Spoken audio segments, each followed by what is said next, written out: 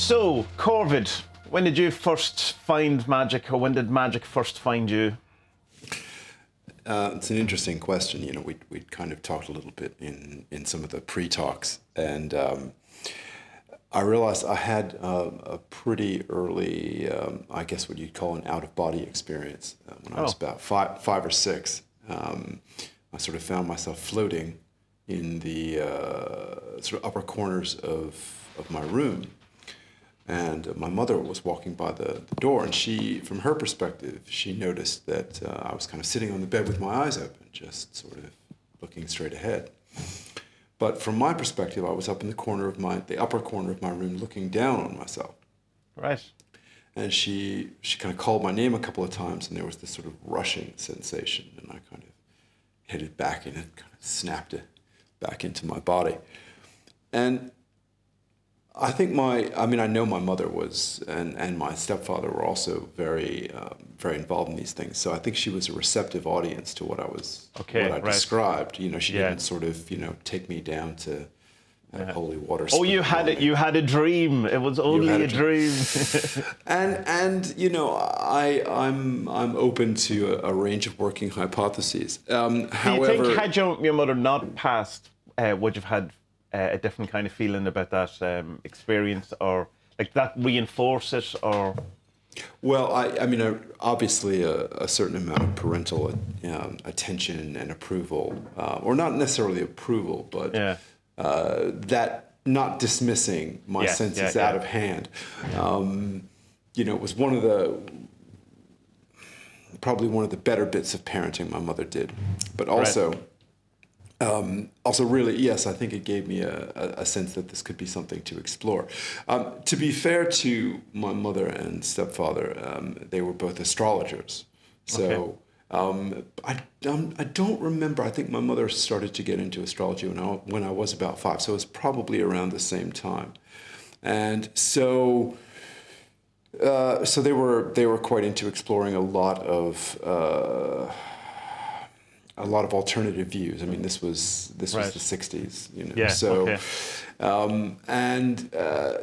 my mother had enormous numbers of books on astrology and paranormal experience and other sorts of things. Now, I remember that from later in my youth. I don't think she had that when I had that particular experience. Okay. So I would probably say that was the beginning of it. And I think my parents' openness to other perspectives through astrology and through going to astrological conferences, actually in the UK. Right. Really kind of, I think it really gave me a sense that at least this could be something to explore. And, there are various peregrinations after that. But sure. And how exactly did your parents get into astrology? Like, were they working astrologers? Were they doing it as a hobby, or what was the... Like, what kind of atmosphere of astrology was it? What was it like? Well, the way my mother tells the story, and she got my stepfather into it. So the way my mother tells the story, she had no interest in it whatsoever, and she and my natural father met doing far left wing political work. They were atheists to all intents and purposes, and she had a boarder in our house here in Philadelphia, and the boarder would kind of rifle her newspaper for the newspaper horoscopes, and this annoyed my mother. And so my mother, according to her, the way she tells the story is that she set out to disprove this theory and how useless it was, and she was going to prove to our boarder how foolish she was. And the more she got into it, of course, the more she discovered that it was and towards the middle and end of her life, my mother would do absolutely nothing without a sort of astrological imprimatur. Mercury retrograde, you couldn't go see her. I mean, the usual kind of stuff. It's sort of Instagram astrology on steroids. And obsessive, like overly obsessive, or was it working for her? Oh no, I know it was working for her. I mean, she made investment decisions based on that timing, and some of that stuff worked out quite well for her. Yeah. So I would say yes, it was obsessive. My mother had an obsessive personality, and if she did anything, she did it to excess. Right. And equally, I think in a lot of ways, astrology gave her a framework that gave the sort of the middle to late part of her life. It gave her a lot of meaning, gave her a lot of agency, where she really felt that she had control over her life because she would structure decisions in this way. Right, but that's kind of my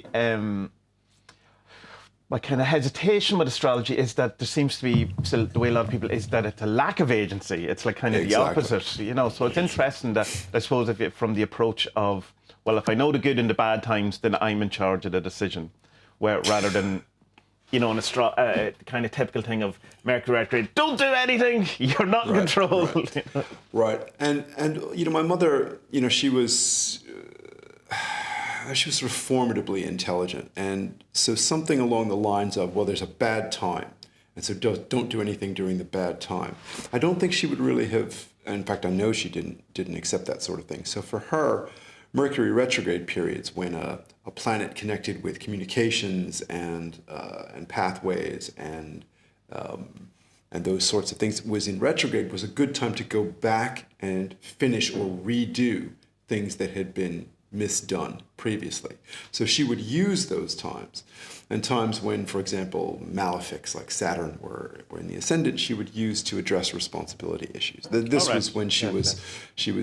So for her, astrology was more like a clock than a kind of fatalistic cause. Right. She would say things like, well, you look at the clock and it's 1 o'clock in the afternoon, so everyone's going to be going to lunch. So you can decide whether you want to go to lunch with everybody else, or you can decide whether you want to do something else. So she looked at it that way, as enhancing her agency. That's very cool. Yeah, because that's a kind of a good take on it. I never really kind of looked at it from that perspective.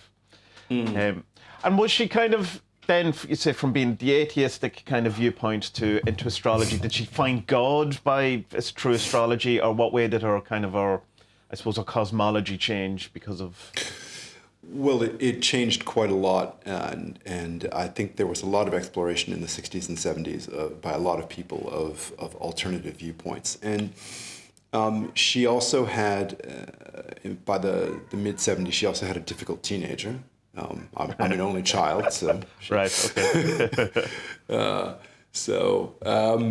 And she did things. I remember a period when I would come downstairs for breakfast, and she would ask me sort of, "What did you dream?" And she had been reading Max Freedom Long's Huna work, and you know, sort of investigating that sort of thing, which paradoxically she came back to towards the end of her life, but not Max Freedom Long. She came back to another popularizer.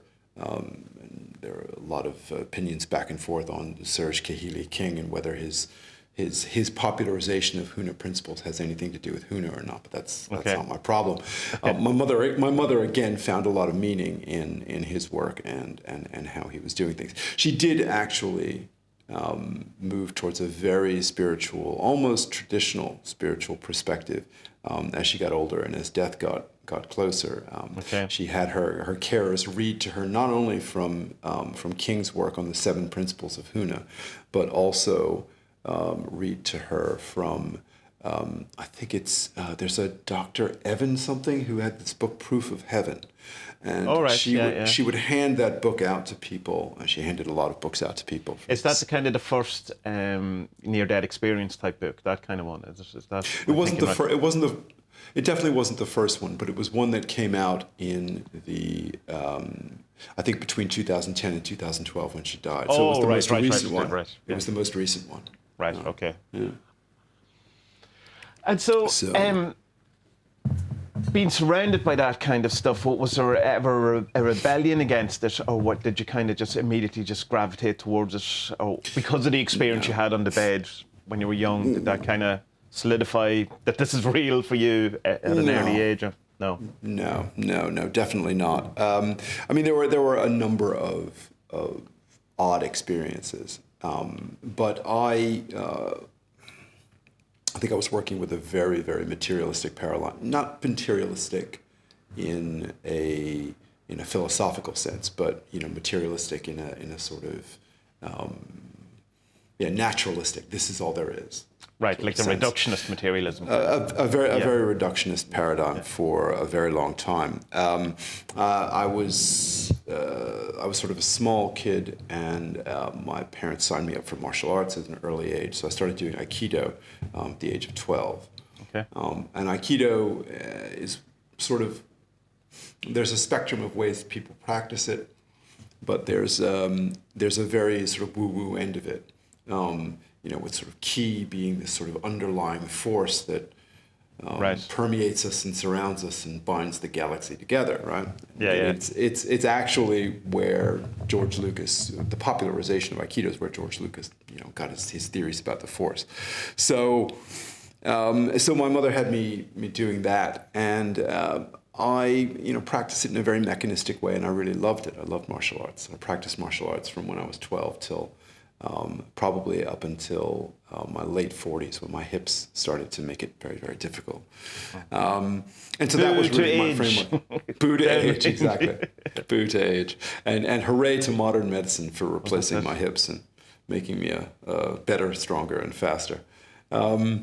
So I think my framework for these experiences was a martial art kind of a little on the woo end of things, where things definitely happened, but there was also a willingness for people to kind of sense that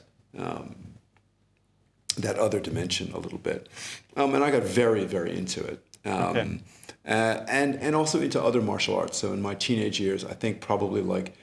My late teens and 20s, probably like I think every American, I got into some of the esoteric martial arts that were being more popularized around that time, that also had a paranormal component. They had a magical component, as it were. I don't think I took that very seriously, but a friend of mine at the time when I was a teenager was very into Aleister Crowley. Okay. And I never read any of that stuff. It's kind of bizarre that I think I might be the one magician not to have gone through a Crowley phase. I'm sure there's many. I'm sure. Yeah, I'm sure that I hope so. I do indeed hope so. But he did also hand me, I guess, what we've discussed on the study group is the Simonomicons. Yes. Right, the Necronomicon. And I remember having a conversation with him when we were about 19, talking about using martial arts in a combative context, as 19-year-old boys do, and saying, well, it would be really great to use this book to sort of, run through a crowd of people dropping demons and having them kind of, do your stuff for you. And cool. It would have been very cool. I don't think either of us at the age of 19 was quite grounded or had a solid enough practice to be able to kind of drop a demon into something quite quickly. When I worked as a management consultant, I've seen a few demons dropped into rooms. All right, okay, fair enough. It's quite entertaining. So yeah, I think there was always an undercurrent, and I don't think I really embraced it thoroughly, but probably after my 20s, and I drank a lot in my 20s. I really that's the law. That's what you're meant to do. Yeah. That's the law. I love it. Well, thank you. Well, no, I feel a certain amount of redemption right now, actually. But it didn't for me anyway. It didn't really facilitate. It facilitated neither a kind of disciplined practice nor a really structured Dionysian practice. I really wasn't able to use that in a way that I've seen other people use intoxicants. So it was really, I think, from a developmental perspective, it was a plateau. It was a period when other things were germinating. And what were you doing at this point? Like, what was it like from a work point of view or a vocation point of view, or what had you got into? Right. If you want to talk about it, you don't have to. Oh yeah, no, it's fine. I was running settlement operations for an investment management firm. So I'd gotten a job out of college in this firm, sort of filing and through various networks and having the kind of mind at the time that liked to figure out structures. I proposed a different structure for something they were doing, and they thought, well, that's a really good idea. So I was running a settlement department in an investment management firm, which They were long hours. It was a work hard, play hard culture. It wasn't Wall Street in the 80s because we were on the buy side, not the sell side. So we were representing clients rather than trying to sell things. But it had its moments of very fast pace and its moments of pressure. And being Boston in the 80s, it was not a what can I say? It wasn't a happily multicultural environment. So right, okay. Yeah. So there were various pressures, and we drank a lot, just a lot. Right. So and was there any kind of sort of I suppose way of like incorporating magic? Like, were you coming from any sort of a magic kind of point of view in your job or your work or anything, or was it just party and work and? It was party and work. I think there's an aspect to magical work that a lot of people consciously use charisma in magical work and what Taoists would call personal power and what gets called personal power and personal development. And I think the stuff that like Anton LaVey talks about, that whole kind of thing. Right. Yeah. That kind of stuff. Right, exactly. Seems to work very well in business, that kind of satanic magic, I believe it does. Yeah. And it gets sanitized as NLP. And moved into the workplace in a really interesting way. So for me, I think having had a very bizarre background, I had a little bit of that kind of personal charisma in my 20s, and that worked. But I don't recall working it in any strict sense. I do remember. I think I was about 19 or so it's just before my 20s. But I was still drinking. I had already drinking, and I was working in a restaurant, just in the summer to kind of earn some money. And there was a client or a potential patron standing nearby. I remember turning to her and saying, how long have you played the oboe? And she, kind of looked at me. I was kind of recovering from like a flu type thing, which I was prone to at the time. She looked at me and she said, I didn't tell you that, but I do play the oboe for the Boston Orchestra. And I'm like, okay, and how long? So the little experiences like that kept happening even during that phase. So no, during my 20s, I really I didn't consciously develop any of it. I didn't consciously use any of it. I did spend a year studying academic philosophy at a master's level, and I did philosophy as an undergraduate. I think there was always a sort of there was an underlying wanting to know or understand, like the why of the universe, or just a general wanting to know what I think both. Both of those. Yeah. I think both of those. There were. Yeah, and my philosophical training was, like a lot of my training, very haphazard and not very thorough. So I think I started in a PhD program, and then I kind of left it. And I've started in other PhD programs and left them. And it's a long story.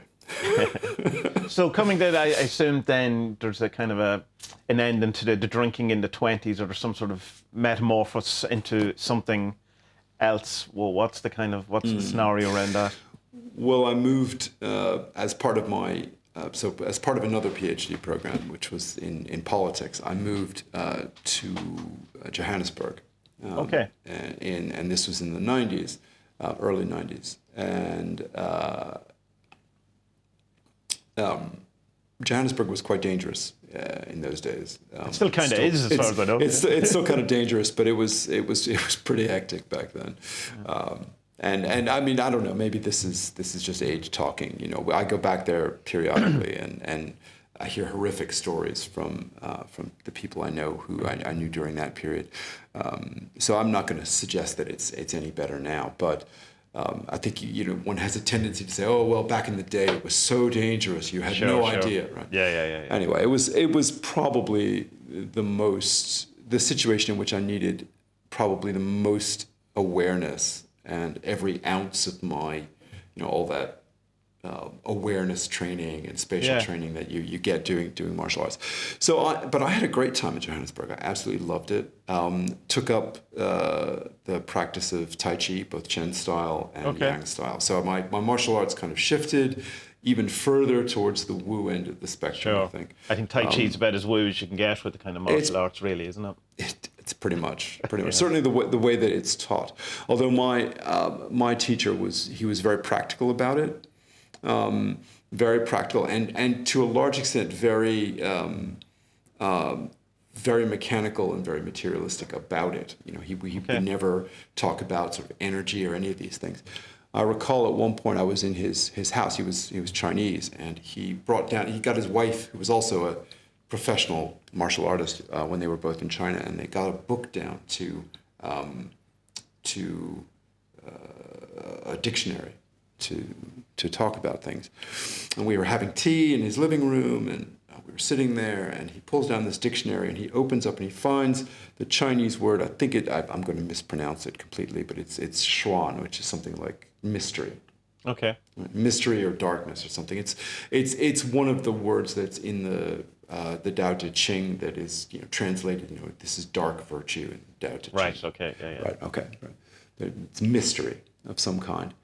And he said to me, people think Tai Chi is this. There's none of that. It's only practice. Okay, right.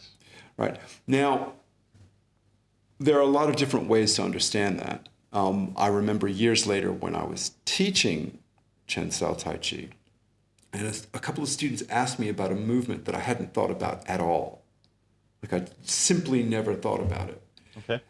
And we were kind of in a public park, and they asked me about this movement, and then all of a sudden there was a physical sensation of something unfolding in my head. Okay. And I understood what that movement was about, and I started explaining it to them. And I was sort of a bit puzzled, and I think there's a way to explain that in terms of a deep practice gives you this kind of, there's an intuitive sort of holistic understanding of what the body's doing. Right. And so from that perspective of there's no mystery, only practice, I can see that. But from the other side of it, that was what gets described as the lineage masters kind of unfolding something in your head when you need it. Right? Oh, very good. Yes. Right. Yeah, that makes sense. It's kind of the same process. It's effectively the same process, and I think the only access we have to those mysteries, if you will, is practice. Yeah, and it's an interesting one because I have this book, and it's one of those kind of very 1980s self-help books that you open it up at a random page and it reveals the answer to your question. The actual one, it was very long lines. Is that it's the point of living is in action, not in knowing, and it's like it's the same kind of sentiment, like, which is kind of the interesting thing, because when you spend enough time on occult forums or magic forums and various different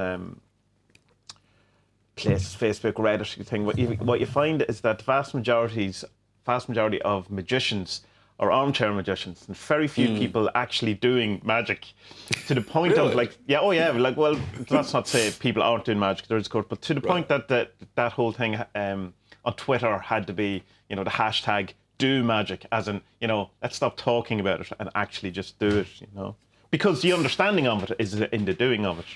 Which is probably just very tangentially, I suppose, because we're doing in the study group that we're doing, looking at the 40 servants again. The witch was what we were doing yesterday, and it was that kind of that representation, the witches, of doing the magic rather than talking about the magic. Yeah, and I mean you of course you picked artwork and an avatar for the witch that's all about practice and all about all that. So it's that when I first got the deck, that was the first card that popped up at me, Right. and popped up in every kind of handling of the deck in the first Right. week and a half. So I felt a real connection to that card. It's one of the ones I use regularly.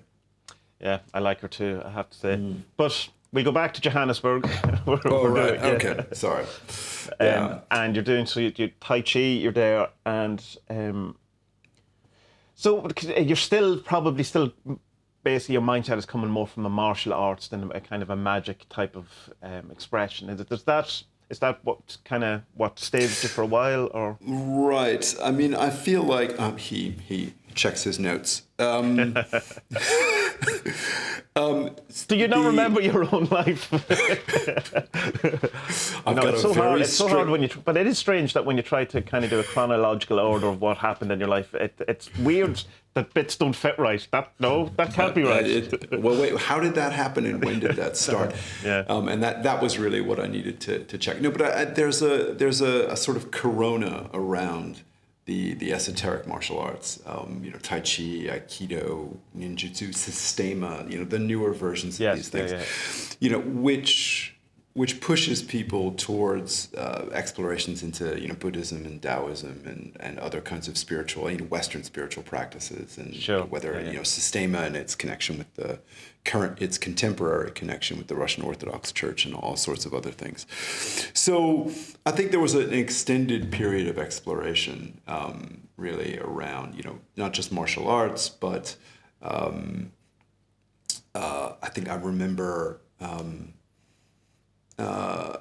Martial arts, I think, and sort of Buddhism and Taoism were really my kind of spiritual milieu around that time. Right. And I then got back in touch with my natural father, who is Jewish, and my mother and he met doing far left-wing political activity, so he wasn't spiritually engaged at all. Okay. However, he'd undergone some deep life changes, and he'd effectively become a sort of very, very devout Jew, but not in a socially restrictive way. It was sort of very hippy-dippy Judaism. Okay. So very, very devoted, but very socially open, very egalitarian. His rabbi was a woman, all that sort of thing. Right. Okay. Absolutely fantastic, but very engaged with the Jewish mystical tradition.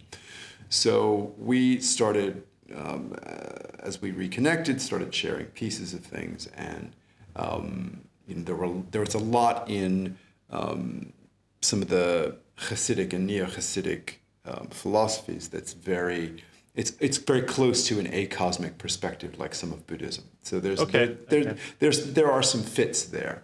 I think Rodger Kamenetz talked a lot about that in his book, The Jew in the Lotus, which is actually was quite a catalytic book for me. It's a good one.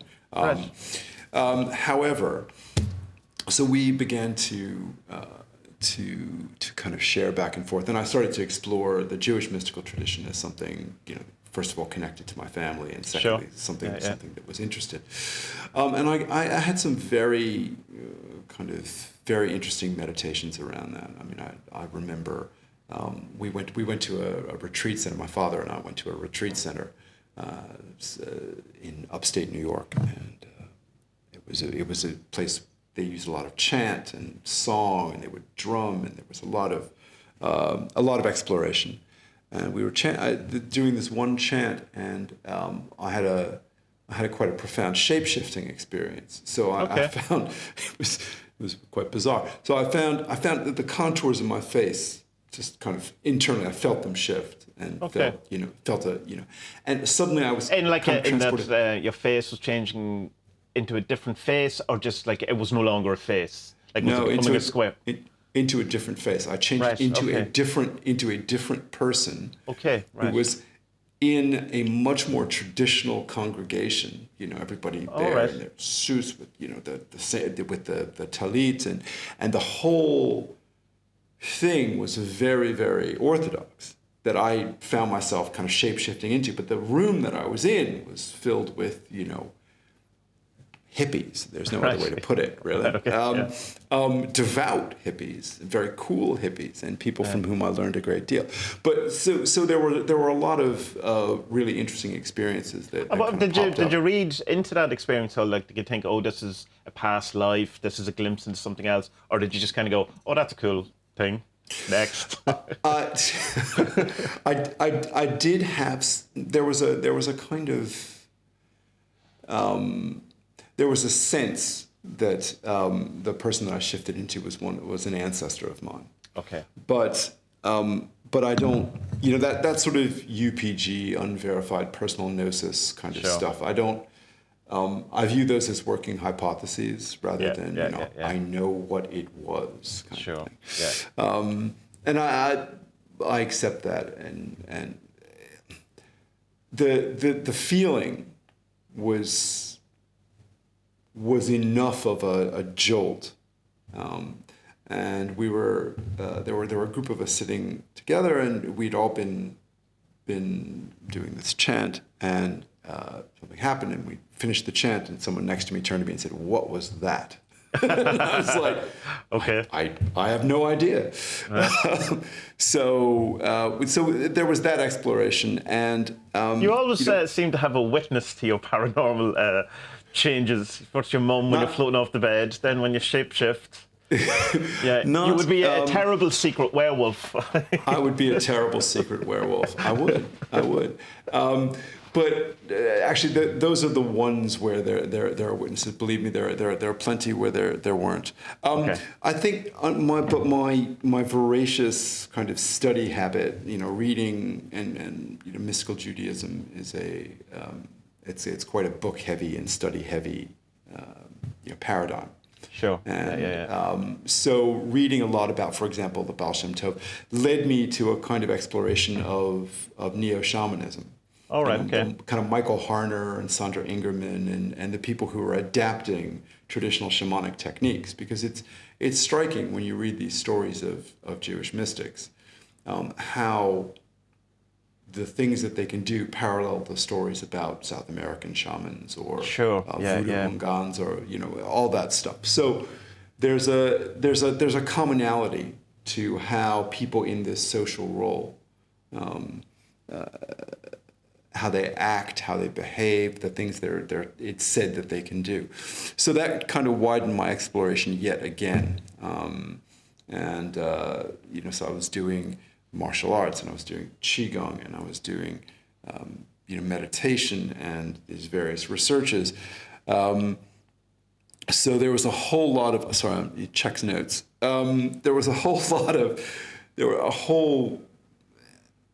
a massive mix of things, kind of swirling and settling and providing kind of directions to practice around that time. And did it feel in a sense that it was kind of led, or were you kind of blindly going through all this, or did one thing, like I said, the Jewish stuff led to the shamanic stuff? Like, did that feel haphazard, or did it feel purposeful, or what? Or both, depending on the day. I think I can retrospectively put a kind of pattern to it. Whereas I don't think it felt intentional. It felt to me like I would find a new sort of a rich seam of study or area or practice, and I would start mining that. Right. Yeah. And then that would get kind of layered on top of what had gone before. I think it was actually only when a friend of mine suggested quite strongly that it would help me to get in touch with some of, the way they put it was a bit kind of over romantic. I think I think you need to get in touch with your African heritage. Okay. And That's great. And so what I did, and you know, I'm very comfortable with it. And you know, I grew up in, you know, an African American in the U.S. and yeah. But I've also experienced how those lines get drawn differently in different places. So I don't essentialize a lot of these things the way some people do. However, I started exploring in what are called the African traditional religions. So I'm trying to understand a little bit of, you know, sort of New Orleans voodoo and Haitian voodoo and how it's practiced in West Africa and how it was practiced in West Africa and how it is practiced now, and some of the other ones, and speaking to people who are initiated into Santeria and some of the other ones. And that had a kind of very catalytic and transformative effect. And at that period, so that was probably started in my early 50s. Okay. And that suddenly I sort of realized that there were a lot of these layers of exploration that had to do with I don't know, kind of exploring. A lot of it was ancestral, you know. That there were groups for one reason or another that I had some ancestry with, where understanding some at a very, you know, shallow level, I think understanding some of the mystical traditions from that group kind of gave me a greater sense of completion. So you think it was more like it was an acceptance as a part of your lineage rather than like any sort of cultural appropriation or an outsider looking in, that kind of, it felt, this is part of me, this is it, you know. Right. Is it kind of, in a sense, was that a kind of a feeling that you had a right to explore these things, or was it just more I felt at home exploring these things? Or right. You know, one of the reasons that I write under Corvid Longcoat, and we're doing this interview under that, is that I'm not completely out as a magician. As a weirdo. As a weirdo, exactly. Well, no. Actually, everyone who knows me knows that I am a weirdo. Oh, right. Okay. However, they don't know that. Not everyone knows that I practice.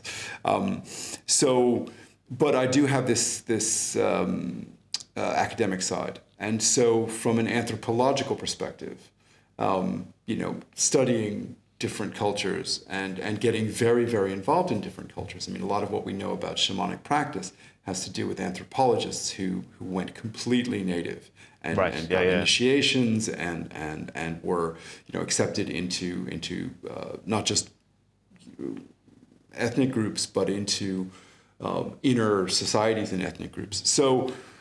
And some of them made up stuff too. Like they absolutely made up stuff. Castaneda just absolutely made some great stuff up. And there's another whole track of study that, from an academic perspective, I absolutely love, which is how people make up stuff and then it becomes real.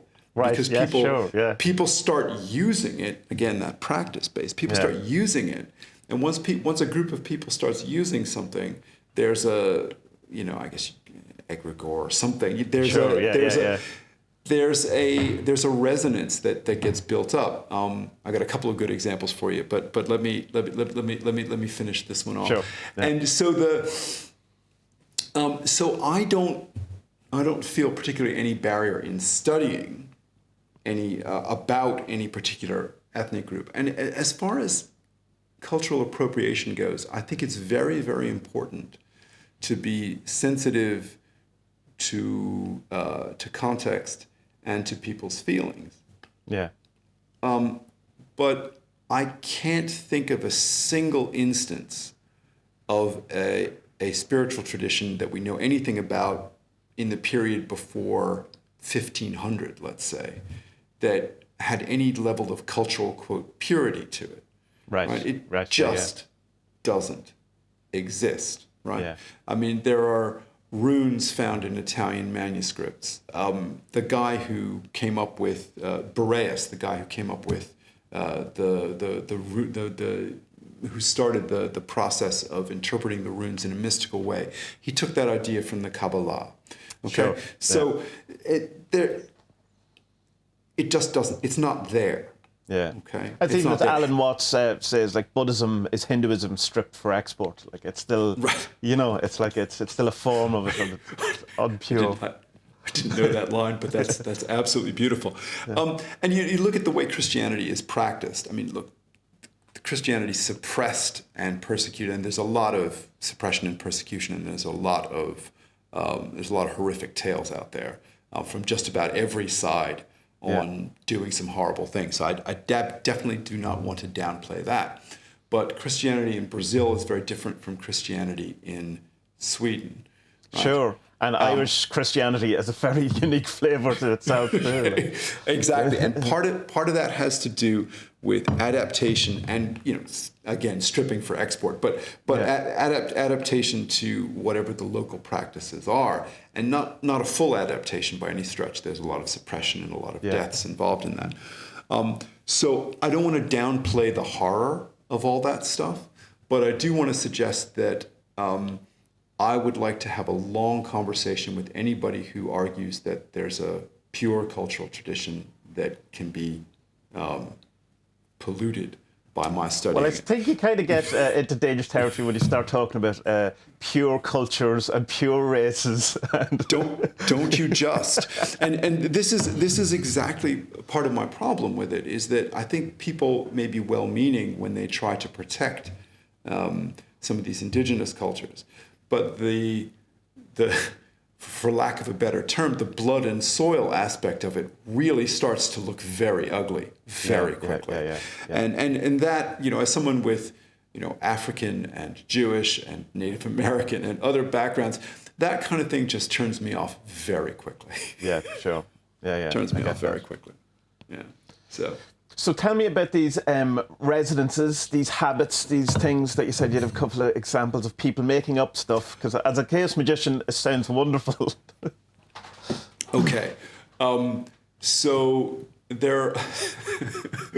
The first one I think everyone knows about, because there have been a number of pieces floating around social media about it. But I think starting as a joke, quite a number of people, I think it was in New Zealand, started putting Jedi as their religion on the census forms. Yeah.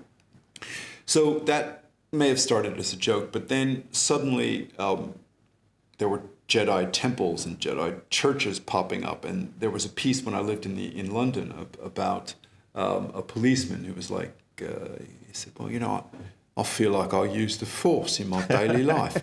It's like, do you really, mate? All right, good. It's excellent. As a qigong teacher of mine once said, somebody asked, "Come on, can you really use qi?" And he said, "Well, a better question is, can you not use it?" Sure. Yes. Very good. Yes. Yeah. So I mean, of course, but that was quite interesting, and I remember kind of finding a bunch of these people on the internet, and I thought, well, somebody has to be doing the other side. So I kind of, Google searched the Sith Academy. Right? Oh, really? Right. I'd never even thought that. But of course, that's a thing. See, of course you're of course, no, but it's actually hilarious, and I don't want to say hilarious in a. It's hilarious on a number of levels. So, but one of the fascinating things to me was this guy comes up with, not this guy. There's a couple of them, and they start producing these training manuals, right? And then they start, So of course, I've got an Amazon account. I start buying these things. Because you have to. You just have to. Well, I mean, we might get to talk about the Infernal Library before all this is over. No, we definitely have to. We have to. But I started reading them, and the first thing you do, like when I go into an ethnic restaurant where I've eaten there before and I like the cuisine, I'll order something where I know the dish very well, because you can assess whether the rest of the menu from that. So the first thing I bought was these guys' book on martial arts and movement. Right, because if they get that right, then... They got that right. Yeah. So one of the interesting things that I discovered was that they were really stripping for export a whole range of very, very valid, very well-tested, self-development principles and martial arts principles and a number of other things. And they were putting them in this context. They were kind of reinserting these things into a sort of, I suppose a more pleasing aesthetic to them that really dress up in different clothes. Exactly. So they've gone through several different iterations. So there was a whole kind of Sith phase, and they kind of washed that out and decided that there was a wider context, and the people that they had converted to Sithism were really sort of one aspect of things. I don't. On the one hand, it's kind of ridiculous. Yeah. And on the other hand, in 100 years, people find this book somewhere and start kind of thinking about it. One of the interesting things that their last publication was all about the Black Sun. Oh, right. Okay. Right. And there was a study group about that on your stuff. And so it was very interesting to me to watch them recasting a lot of what they did in those terms. So that's one. And the other is that there are several different uses of, for example, of Lovecraft's work. From the Simonomicon through the book that I referenced in my last piece for you, Thomas Vincente's The Faceless God, which I think is literally the best of them. Oh, right. It's on my list. Tyson is interesting, the way he explores the mythology and tries to put a lot of interesting stuff in there. And there are some, I think Don Webb has done some stuff on Lovecraft and Don Webb has done stuff on a lot. He's done a lot of stuff. I know. It's a business. Once you start putting this stuff out, you've got to keep putting it out. Well, I think that the Simonomicon is a perfect kind of example of the making stuff up and then it starts to work. It's like exactly. It definitely works. There's no question of it. And then people start going, but it's made up. But I mean, all grimoires are made up. That's exactly the point. That was one of the really that was one of the turning points, I think, that shifted my practice from what I would call an exploration phase to if I can be a little egotistical here, a kind of mature practice phase. Okay. And it was the understanding that most of what I was collecting in these books was someone's notebook. Right. Yes. Yeah. In other words, someone's UPG in a sense too. Right. And so there was a record of practice and the kind of lessons of practice. Right. That had been recorded, and that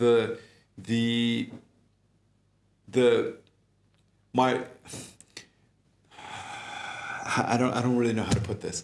That the practice was actually constructing a grimoire rather than finding the right grimoire. Right. Yes. Perfect. Yeah. I totally get that. Yeah. And so, in order to construct it, there are layers of practice and experimentation and understanding and wide reading that need to happen. So I suppose it's kind of the thing of it's creating your own book of shadows, like that whole kind of Wiccan kind of thing. Right. That it's that. Right. It's an equivalent to that. It's not equivalent. It is that. But it's. It is that. Yeah. It is that. It is. It absolutely is, and I think it's a hugely valuable practice to record and try to draw the lessons from your own practice. It's hugely self-reflective. It forces you into a developmental path, and it forces you to try to communicate what you know, even if you're just communicating it to the page, and that pressure to communicate, it has enormous transformative effects. For example, remember, just back to that martial arts story I told you. I'm trying to explain something, and then suddenly something unfolds in my head, and then I'm able to explain it. Yes, right? well, that's the kind of thing that's the magic of teaching. The two things that you discover from teaching is how little you know about the subject that you actually touch it, and it's in explaining it to someone else. That's where the understanding is revealed to you. In a more profound way than any other kind of way. That's what I find. And I taught music and guitar for a number of years, and it was all the years of practicing guitar. I learned more in teaching than I did in the years previous to it. Only because it shines a light on, I suppose, one, I'd say, what you don't know. But there is something in that thing of, we're saying, writing in the notebook, doing your book of shadows, writing it down, taking your notes. There's something magic in that kind of act. And it's a thing that people are told to do all the time, starting it. Keep notes, Absolutely. And people don't. They do for a while, and then they don't, I suppose. And then they don't. And then often more advanced practitioners don't keep notes because they've internalized so much that there's just they'll practice, they'll do something, and they go, no, I know how I did that. It's fine. Sure, that's how you get into a rut. Yeah, it's very true. It's an interesting kind of thought just comes to me where you have this kind of idea that, at the beginning when people start practicing magic, that they have great successes. And then they don't for a while, and then they do. I wonder, is there a kind of something to do with the approach in that, you're taking notes, you're going, this worked, this didn't work, and then you stop doing that for a while? I think there's there are sort of natural fluctuations in learning skills, and not just learning skills, but also changing the self. So there are kind of peaks and plateaus and additional peaks. And those plateau phases where you're in a rut, it feels like you're in a rut, but there is transformation happening. It just requires a catalyst. I think there's a book by an Aikido teacher who's applied a lot of his work to business and life, George Leonard, and I think it's called Mastery.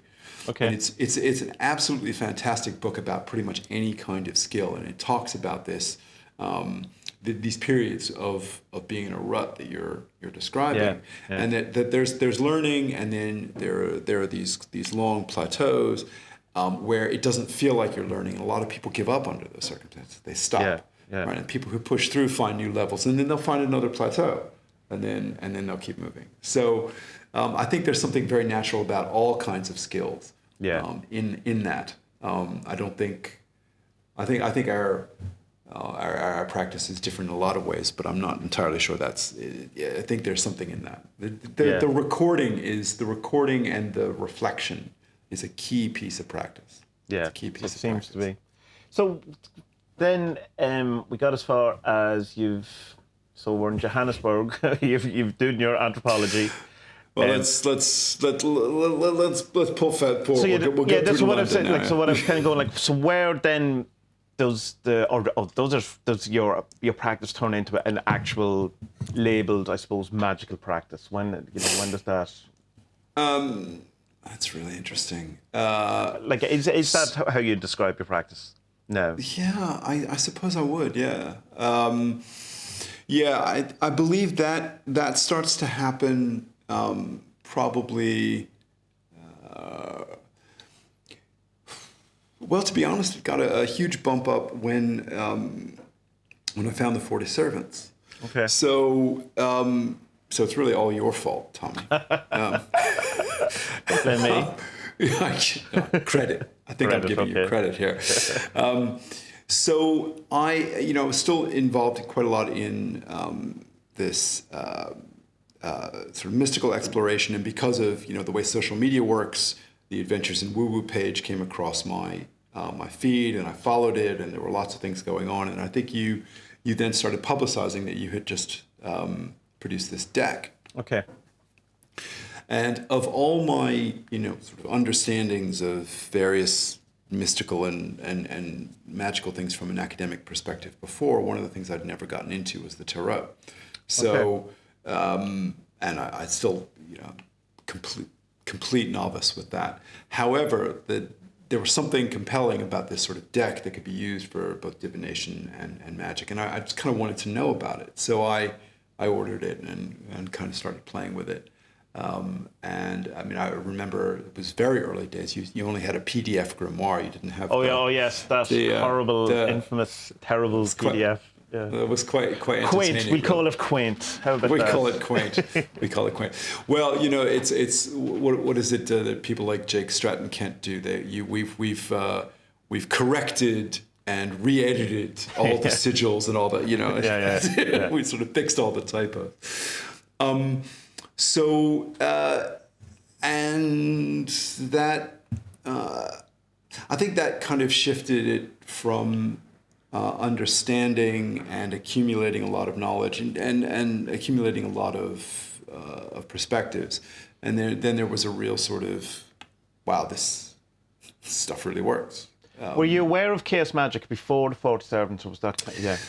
I was. I saw some books on it in the 90s, and I remember one of them.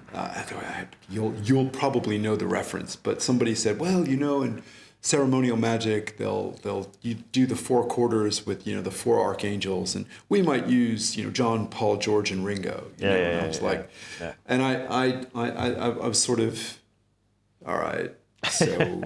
That could be really cool, or that could be a complete idiot. I don't know. So I didn't really explore. I don't think I had enough of a. I don't think I was grounded enough and didn't have enough of a base to be able to pull interesting stuff out of that. And I think the kind of problem is that it's. There's kind of a difference between, say, pop culture magic and chaos magic. Chaos magic's kind of an idea that can, or an approach, whereas they're using, the Beatles, or using, I know that thing of using Superman instead of Apollo and all that. It's kind of, it's an aspect of chaos magic that sometimes people use to describe chaos magic, and I don't think that's just quite there. Which I think you kind of fell prey to the Beatles versions of chaos magic. Probably. In any event, working through it was Liber Null that we did in the group, and reading that and doing the some of the work with the group, I got a greater appreciation for it. I wouldn't specifically call myself a chaos magician, because I think. There are a lot of resonances that go with that. I'm not sure I'd kind of put myself in any particular strand. Yeah. I'm not a joiner. As you've probably discovered with, we've tried various study groups with, and I get a few in, and I'm like, this is really great, and then something else, that there's another shiny object that grabs my attention. Yeah, I think we're all a bit like that. The only difference is I have to finish them. You do an excellent job. So there's some very, very, very cool insights that have come out of some of those groups, that some of the practices that you've put together. I'm really, I've told you this before, but I'm very, very impressed with the community that you've gathered around the 40 Servants and Adventures in Woo-Woo. I can't think of another online community. Well, only one, but I've been in it a very short time.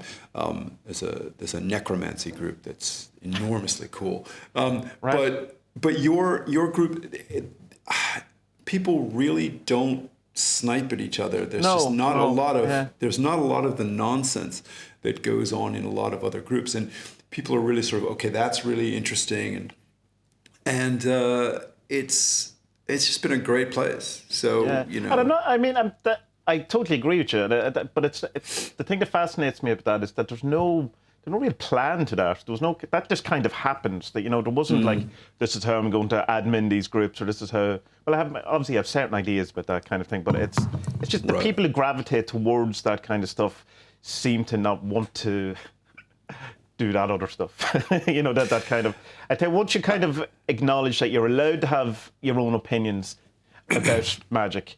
But that doesn't mean they're universally to be accepted. Precisely. Once you have that sorted, I think it makes the discussion way easier and way more helpful and friendlier. It's brilliant. It's brilliant. There's one small anecdote. You precipitated an interesting reaction from my daughter. So when you moved a lot of the Adventures in Woo-Woo stuff over to Discord. And those of us who'd been involved for a long time became mods on the Discord. Yeah. So my daughter, playing with my phone. My daughter goes, "You have a Discord?" You know, my 16-year-old who knows it from sort of gaming and toxic politics, knows Discord from gaming and toxic politics, sees me having a Discord. And I looked at her and I said, "Well, I'm a mod on a Discord server." And she says, Dad, you're ridiculous. Nice. Which is true. I am ridiculous. So That's cool. So the 40 Servants catalyzed quite a lot of it. I started once I engaged with the PDF grimoire, and we had a lot of the conversations around hardback, and I wanted you to get a hardback because I want one myself. I really do. I know. No. But I grew up with books. I mean, my when my mother died, we got rid of 50,000 books. Oh wow! Yeah. It's just insane. So books are a thing, and I began buying books around this topic to learn more about it. And I remember having a small shelf of books, including I think Richard Cavendish's Black Arts and Disinformation's collection on magic and contemporary magic and a few other things, right? And thinking, okay, I'm going to get through this stuff and I'll know what I'm talking about. Right. And then it just grew and it grew and it grew. And we're connected on social media. You've seen it grow. And sure, I think absolutely. There's a little bit of healthy testosterone in the way that you and I kind of like, well, look what I've got. Oh, look what you're right. It's fantastic because I see the stuff that you get and I think, wow, I'd just love to spend some hours poking around in your library and. Oh yeah, feel free. Bring a load of books with you and leave them behind. I will, yeah. And I would love to have you over in mine. But next year, by the way, the autumn of this year, I'm going to be not exactly opening the Infernal Library up, but there's going to be a dedicated section of my flat that it's going to be about 2.5 rooms that will have a reading room, so that if people can come and people will be able to. Don't openly invite people on the internet to come to your house and read this. No one knows where I am. And equally, as I've said when anyone has asked, application is by invitation only. There are no library cards to the Infernal Library. But I do want. There are a few people. There's probably about 5 or 10 people that I know, some through you and some not. Who I would love to be able to share information with and share stuff. So the idea of having the library arranged in a place that's not my meditation space is probably a good idea. What's your ultimate goal? Do you have one is it like to have some sort of public library with this, or is it like public, private, invitation only? I think what I want, and I also collect it's either called indigenous art, ethnographic art, or tribal art, depending upon how old you are. Okay. And I collect those kinds of things. So what I'm building is a collection of. It's effectively a private collection of books connected to the occult and magic and mysticism, along with, for lack of a better term, a collection of magical objects. Right. So awesome. It's a man's got to have a hobby, right? so talk to one of my posts, and you helped to show me. I think that connection between magical practice and artistic practice. And I'm not an artistic person. I've tried a number of those kinds of things, music and drawing, and a number of the more traditional artistic disciplines as I was growing up, and I just completely sucked at all of them. And I did not have the perseverance to develop a kind of technical level in them all. Yeah. So. But you do write. So I do write. Yeah. I do write. And I think that writing on this particular topic and the collection, I think that's more of my art project. So to finish up, I'm going to hit you with the easiest question in the world. What exactly is magic? You're a fun guy, Tom. You're a fun guy. So. I prefer to keep a range of working hypotheses in my head. So when I was teaching martial arts, people would ask about teaching Tai Chi. People would ask about Chi, and I would say, well, you can think of it in a range of different ways. Okay, so if you are a strict mechanistic materialist, you can say, well, it's a myth that if you can think of it as what a philosopher would call a heuristic. So if I imagine this, then my body will behave in the right ways, and that body behaving in the right way will do the right thing. Okay. You can think of it as a kind of orienting metaphor, right? Yeah. With even less salience. So it's not even a heuristic. It's just a metaphor that people use to get you to relax. Okay. Yeah. Or you can think of it as a force that's produced by all life that surrounds us and binds the galaxy together, right? I mean, that it's a literal force and that you can literally feel it moving through your arm. Okay, I'm not going to tell you how to perceive this. I'm going to say that if you use if you use it as a heuristic, you will get to a place where we can have a genuine conversation about it. Quite cool. So for magic, I feel like there's a lens onto it that's very NLP and very personal development, where you're really using it as a heuristic. So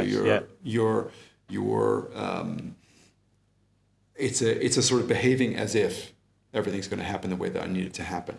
There's a psychological perspective that I've used with people where the various forces that you're talking about are externalized views of your internal process, and you're negotiating and cutting deals, the traditional magic practice. You're cutting deals with yourself. I mean, I've sat with psychotherapists who say things like, well, you can take your fear and imagine it sitting across the table from you, and then you say to it, well, you've served me well, and I want you to know that I will always call you when I need you, but I don't want you to control my life. Now, if that's not straight out of a medieval grimoire, I really don't know what is. Yeah. So that's fine, right? Yes. So that psychological perspective of generating internal alignment and a sense of agency with your own internal forces, absolutely, totally get that. Okay.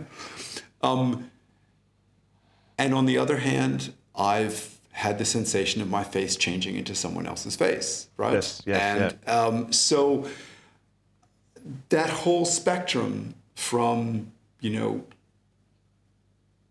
the gods are real and they talk to you, right? Yeah. To the gods are your psychology and you talk to them, to it's all a cool story. Yeah. Right. Yeah. I'm comfortable with people at all ends of the spectrum.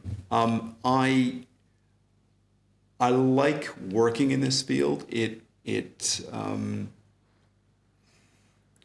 Ritual feels good, just from an anthropological perspective. Ritual feels good, and so this is a way of using ritual in a way that doesn't, impel me to conquer lands and subjugate their foreign demons, right?